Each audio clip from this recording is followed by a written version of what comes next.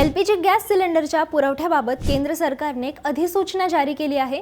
त्यानुसार आता ठराविक ग्राहकांना एलपीजी सिलेंडर मिळणार नाहीये। नक्की कोणाला मिळणार नाहीत सिलेंडर सांगते, पण त्याआधी थोडक्यातला फॉलो नक्की करा, कारण अशा प्रकारच्या महत्त्वाच्या अपडेट्स आम्ही तुम्हाला सर्वात आधी देत असतो। इराण युद्धामुळे उद्भवलेल्या संभाव्य गॅस टंचाईच्या पार्श्वभूमीवर सरकारने हा मोठा निर्णय घेतलाय। पेट्रोलियम मंत्रालयाच्या नवीन अधिसूचनेनुसार ज्यांच्याकडे पीएनजी म्हणजेच पाईपद्वारे गॅस कनेक्शन आहे त्यांना आता एलपीजी सिलेंडर मिळणार नाहीयेत। जर तुमच्याकडे दोन्ही कनेक्शन असतील तर तुम्हाला सिलेंडर परत करावा लागेल। सरकारने गॅस कंपन्यांनाही नवीन पीएनजी ग्राहकांना एलपीजी देऊ नये असे सक्त आदेश दिले आहेत। इतकंच नाही तर सिलेंडर बुकिंगच्या नियमात सुद्धा बदल झालाय।